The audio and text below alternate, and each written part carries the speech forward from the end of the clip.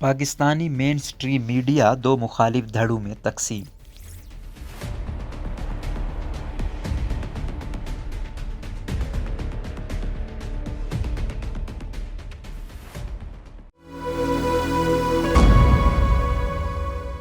سابق وزیر اعظم عمران خان کے اقتدار سے بے دخل ہونے کے بعد سے پاکستانی مین سٹریم میڈیا واضح طور پر دو دھڑوں میں تقسیم ہو چکا ہے۔ ماضی میں اسٹیبلشمنٹ اور حکومت کا نقطہ نظر آگے بڑھانے والا میڈیا کا دھڑا اب صرف عمران خان کا موقف لے کر چل رہا ہے، جبکہ دوسرا دھڑا حکومتی موقف اپنائے ہوئے اور اسٹیبلشمنٹ کے خلاف تحریک انصاف کی جانب سے چلائی گئی سوشل میڈیا مہم کو کاؤنٹر کر رہا ہے۔ سیاسی منظرنامے پر کشیدگی میں اضافے کے ساتھ ہی اب عمران خان کا حامی میڈیا کا دھڑا ان کا اور بھی زیادہ حامی ہو گیا اور ان کا مخالف میڈیا ان کا مزید مخالف ہو گیا ہے۔ مین سٹریم میڈیا سے تعلق رکھنے والے زیادہ تر ٹی وی چینلز اور اخبارات مسلم لیگ نون، شہباز شریف کی اتحادی حکومت اور اسٹیبلشمنٹ کو سپورٹ کر رہے ہیں، جبکہ دوسری جانب میڈیا کا ایک چھوٹا حصہ عمران خان کی حمایت کر رہا ہے، جن میں اے آر وائی نمایاں ہے۔ ماضی میں اے آر وائی کو اسٹیبلشمنٹ کا حمایتی چینل سمجھا جاتا تھا، لیکن عمران کے اقتدار سے جانے کے بعد سے اس چینل پر بھی عمران اور ان کی تحریک انصاف کا فوجی اسٹیبلشمنٹ مخالف بیانیہ ہائی لائٹ کیا جا رہا ہے۔ دوسری طرف سوشل میڈیا پر بھی عمران خان کے حمایتی اور مخالفین دست و گریباں نظر آتے ہیں، لیکن یہاں عمران کا پلڑا بھاری لگتا ہے۔ وجہ یہ ہے کہ عمران خان نوجوانوں میں زیادہ مقبول ہیں، چنانچہ موبائل استعمال کرنے والے کروڑوں نوجوان سوشل میڈیا پر ان کا بیانیہ آگے بڑھا رہے ہیں۔ چند دن پہلے عمران خان نے social media platform Twitter پر انہی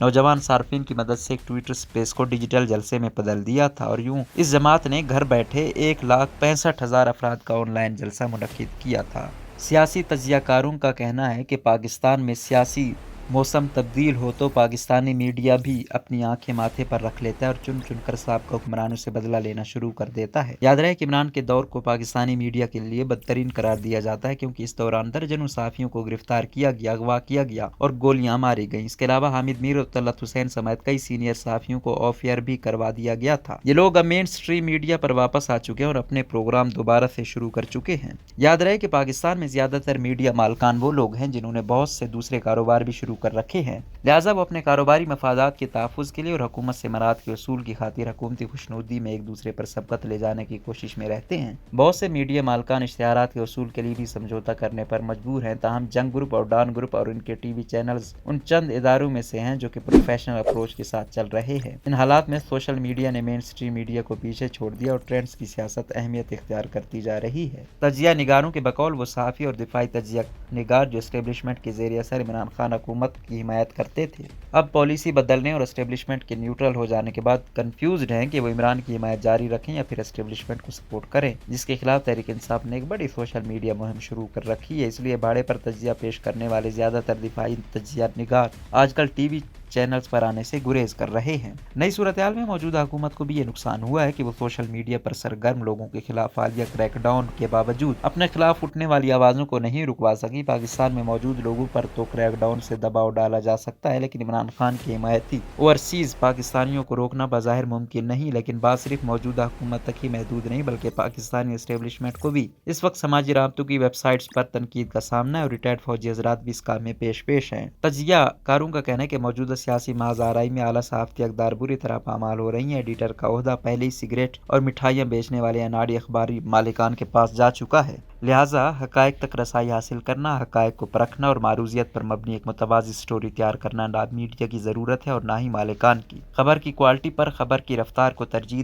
دی جا چکی ہے اور بغیر تصدیق کے بازی لے جانے کے چکر میں بریکنگ نیوز چلانے پر توجہ بڑھ گئی ہے۔ سیاسی کشیدگی کے ماحول میں عام لوگوں کو گمراہ کرنے کے لیے جعلی خبریں بھی گھڑی جا رہی ہیں۔ سیاسی تجزیہ کار سہیل وڑائچ کا کہنا ہے کہ اصولی طور پر میڈیا کو کہی سنی باتیں آگے پہنچا کر لاؤڈ سپیکر نہیں بن جانا چاہیے، بلکہ حقائق کی چھانٹ پھٹک کے بعد ہی مستند اور معیاری خبریں پیش کرنی چاہیے۔ ان کے بقول حالیہ دنوں میں میڈیا نے ایسی خبریں پیش کرنے کے بجائے بڑی حد تک مختلف رہنماؤں کی آراء کو ہی بیان کیا ہے۔ ان کے مطابق ایک ہی واقعے کو دو مختلف ٹی وی چینل اس طرح بیان کرتے ہیں کہ دیکھنے والا کنفیوز ہو کر رہ جاتا ہے۔ بدقسمتی یہ ہے کہ حقائق کی جانچ پرکھ نہ تو اب میڈیا مالکان کا تقاضا ہے اور نہ ہی اب صحافیوں کو ترجیح رہی ہے۔ है। सच पूछे तो सच बोलने और खबरों की सदाकत पर इसरार करने वाले सहाफ़ी अब तेजी से तन्हा होते जा रहे हैं। इनके मुकाबले में पार्टियों के मनपसंद और सरकारी व माली मफादात हासिल करने वाले सहाफ़ी सबको पसंद है और उनकी डिमांड बढ़ रही है। बहुत से छोटे टीवी चैनल्स तो रिपोर्टर को फील्ड में ही नहीं भेजते, वो किसी बड़े टीवी चैनल पर आने वाली खबर को उठाकर बिला खौफ तरदीद और बिला तस्दीक मनवन आगे ब्रॉडकास्ट कर देते हैं। ऐसे में सवाल यह है कि मौजूदा सूरत हाल कैसे बेहतर हो सकती है। सीनियर साथियों के मुताबिक जरूरत इस अमर की है कि मुल्क में एक नेशनल एजेंडे पर इत्तेफाक राय पैदा किया जाए और मीडिया समेत तमाम इदारे कौमी मफादात और तरजीहात का एहतराम करें। उनका कहना है कि हम इंसानों के मुआशरे में रहते हैं, एक सहाफ़ी के भी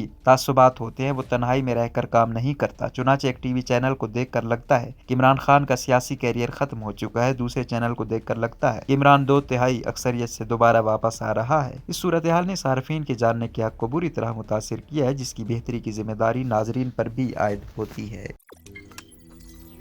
रोजनामा कुदरत की वीडियो देखने के लिए अभी YouTube चैनल पर सब्सक्राइब करें और बेल आइकन पर भी क्लिक करें।